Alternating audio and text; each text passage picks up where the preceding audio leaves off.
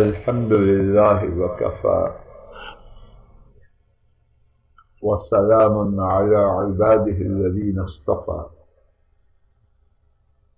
أعوذ بالله السميع العليم من الشيطان الرجيم بسم الله الرحمن الرحيم رب ذو الجلال کی توفیق سے کل کے درس میں سورہ الفاتحہ کے 12 نام جو کہ علامہ قرطبی رحمہ اللہ نے ذکر کیے وہ بیان کیے گئے۔ اس کے بعد اللہ کریم کی توفیق سے سورہ الفاتحہ کی شان و عظمت کے حوالے سے کچھ بات کی گئی۔ آج بھی اللہ کی توفیق سے گفتگو کا آغاز سورہ الفاتحہ کی شان و عظمت کے حوالے سے 3 احادیث کے ذکر سے کیا جاتا ہے۔ اس بارے میں پہلی حدیث پاک امام بخاری نے اسے روایت کیا۔ حضرت ابو سعید رضی اللہ تعالی عنہ اس کے راوی، انہوں نے بیان کیا کہ نبی کریم صلی اللہ علیہ وسلم کے صحابہ ایک سفر میں روانہ ہوئے۔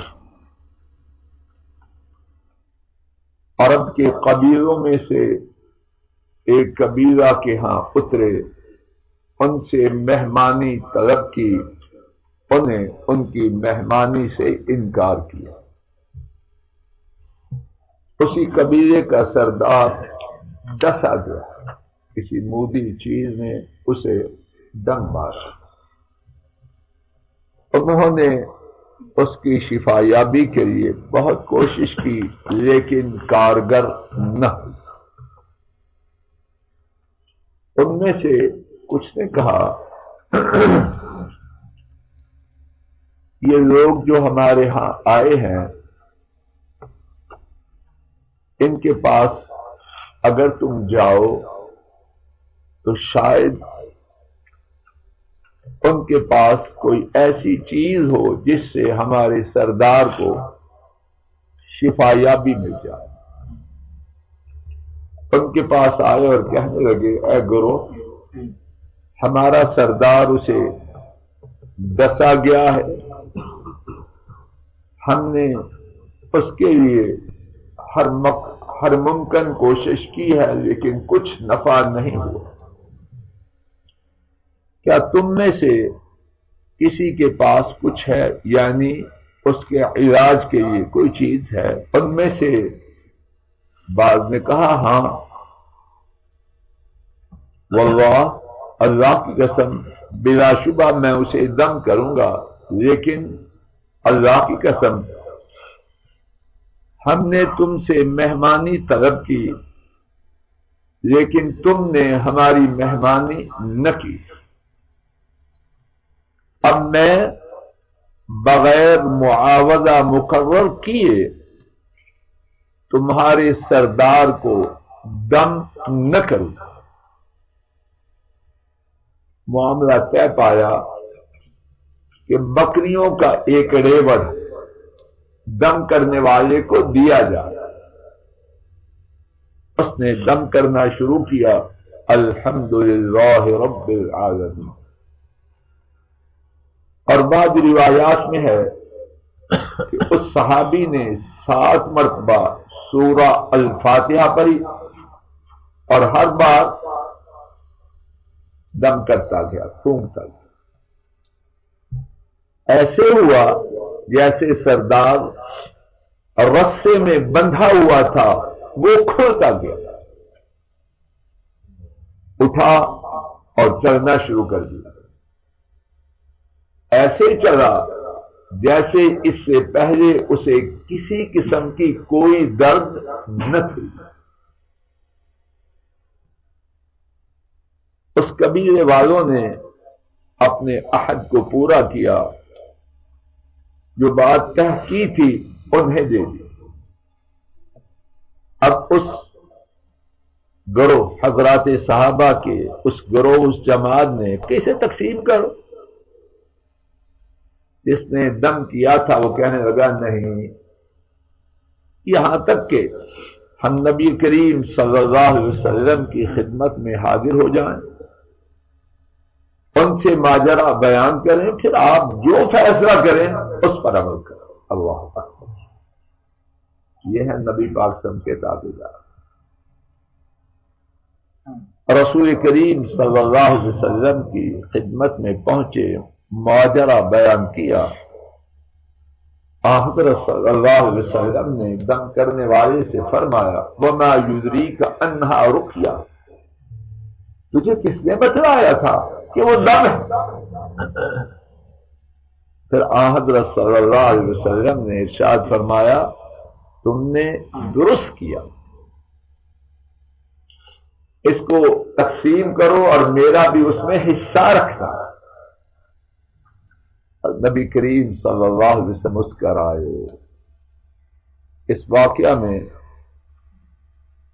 خزانے ہیں، لیکن جس بات کا تعلق ہمارے موضوع سے ہے کہ صحابی نے سورہ الفاتحہ پڑھی اور دوسری روایت کے مطابق 7 مرتبہ پڑھی، اور اللہ پاک نے اس سردار کو جس کے لیے کوئی اور علاج کارگر نہ ہو رہا تھا، سورہ الفاتحہ کے 7 مرتبہ پڑھنے سے اپنی رحمت سے شفا عطا فرمائی۔ آگے چلنے سے پہلے کیا اللہ ایسے کر سکتے ہیں کہ نہیں؟ یہ جو گولی ہے ڈاکٹر صاحب، اس میں کیا کیا ہوتا ہے؟ بہت کچھ بھی زمینی چیزیں ہیں نا، اللہ کی پیدا کر چیزیں، کسی اور کی بنائی تو کیوں ڈاکٹر صاحب کسی اور کی بھی آ گئی تھی، تو وہ مٹی یا ریت یا بوٹی یا جڑی پتہ نہیں، یہ ڈاکٹر صاحب جانے، یہ پارٹی کے لوگ جانے، کچھ بھی ہے زمین کی چیزیں ہیں، اور ہر وہ چیز جو زمین میں ہے کہیں بھی ہے وہ اللہ کی پیدا کرتا ہے۔ اگر اللہ کی پیدا کردہ جڑی بوٹیوں میں مرض کے خاتمہ کے لیے علاج ہے تو کیا اللہ پاک کی کلام میں نہیں ہو سکتا؟ علاج شدہ ہو سکتا، اور جو کلام ہے اس کی شان جڑی بوٹیوں سے بہت اونچی۔ اسی بارے میں دوسری حدیث پاک، اور اسے امام ابو داؤد نے روایت کیا، حضرت خارجہ بن صلب اپنے چچا محترم سے روایت کرتے ہیں تو نبی کریم صلی اللہ علیہ وسلم کی خدمت میں حاضر ہوئے اور مسلمان ہوئے، پھر واپس آئے تو ایک قوم سے ان کا گزر ہوا، اس قوم میں بیڑیوں میں جکڑا ہوا ایک دیوانہ تھا، اس کے گھر والے، اس مجنون دیوانے کے گھر والے کہنے لگے ہم سے یہ بات بیان کی گئی ہے کہ تمہارا جو ساتھی آیا ہے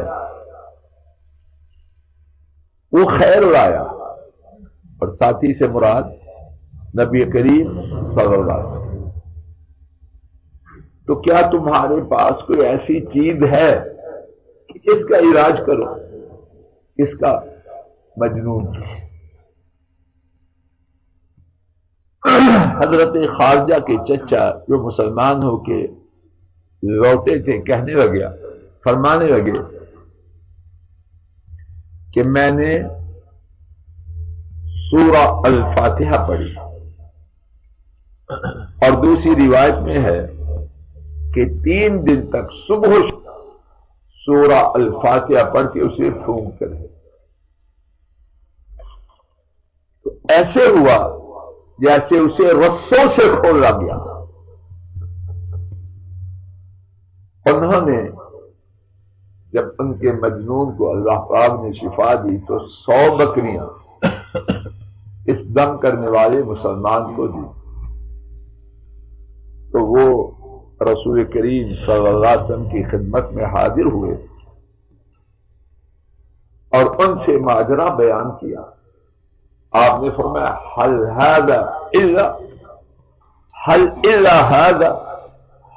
الا هذا، کیا تو نے اس کے سوا اور کچھ نہیں پڑھا؟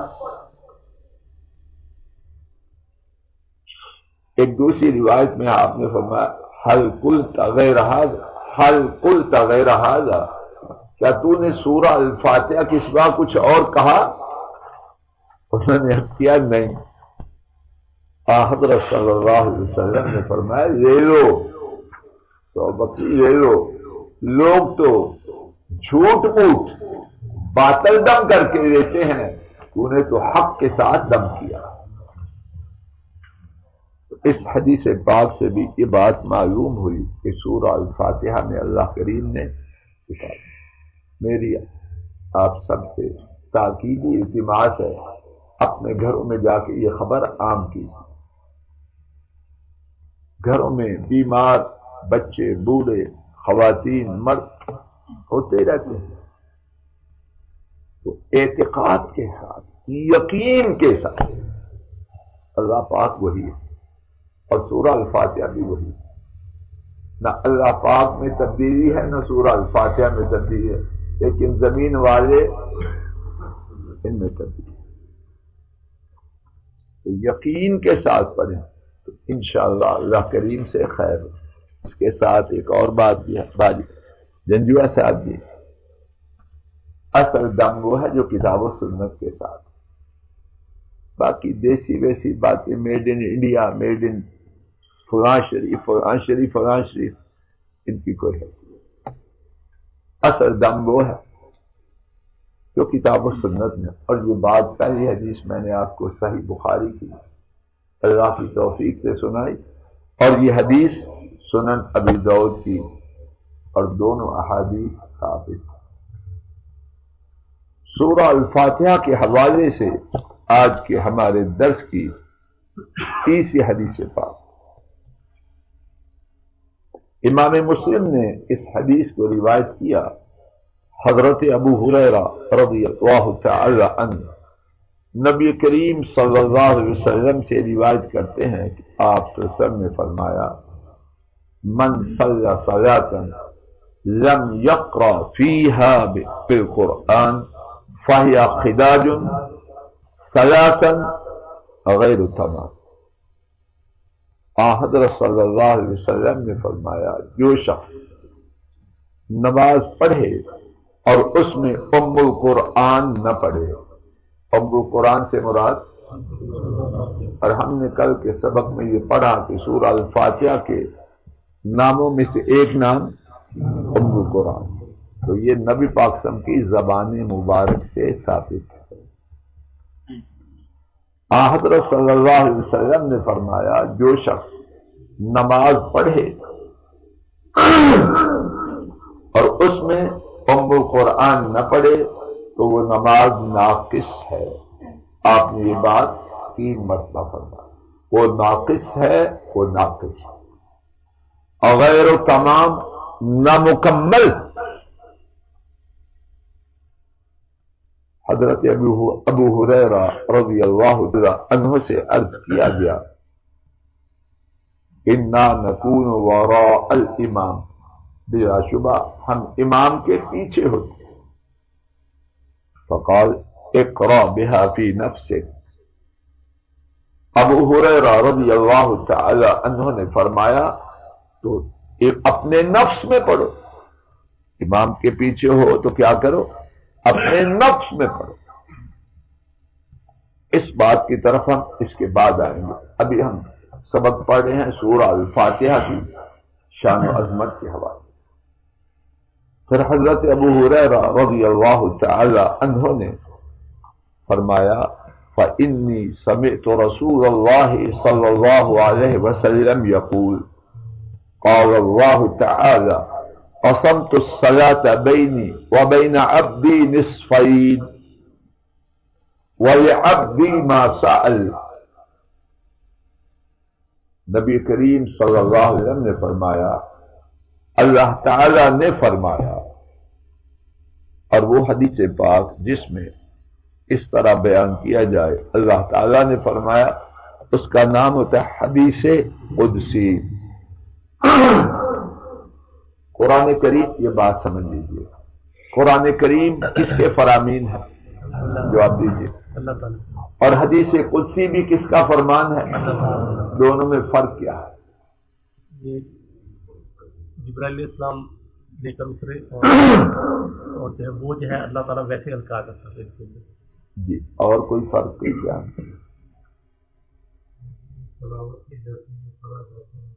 یہ فرق ہے۔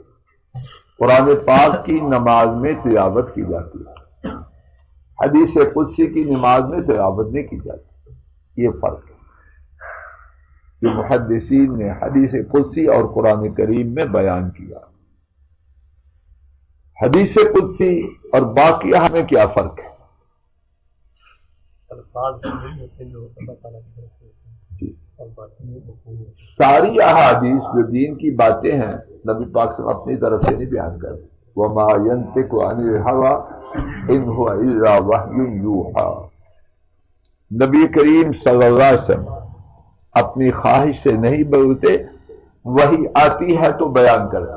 دین کی ہر بات جو نبی پاک صلی اللہ علیہ وسلم نے بیان فرما دی ہے وہ اللہ کی وحی سے ہے۔ حدیث قدسی بھی اللہ کی وحی سے ہے، لیکن دونوں میں فرق یہ ہے کہ حدیث قدسی میں معنی اور الفاظ دونوں سب بولو، اور باقی احادیث میں معنی اللہ کی طرف سے اور الفاظ نبی پاک صلی اللہ علیہ وسلم۔ تو یہ حدیث قدسی ہے۔ اللہ پاک نے فرمایا قسمت الصلاۃ بینی و بین عبدی، میں نے نماز کو اپنے اور بندے کے درمیان تقسیم کر دیا ہے۔ وَلِعَبْدِي مَا سَأَلَ، اور میرے بندے کے لیے ہے جو اس نے سوال کیا۔ کیسی شان ہے۔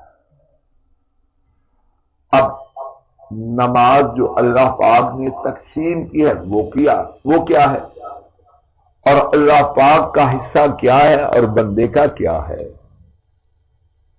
باقی 2 منٹ رہ گئے ہیں، تو انشاءاللہ کل اسی مقام سے گفتگو کا آغاز کریں گے۔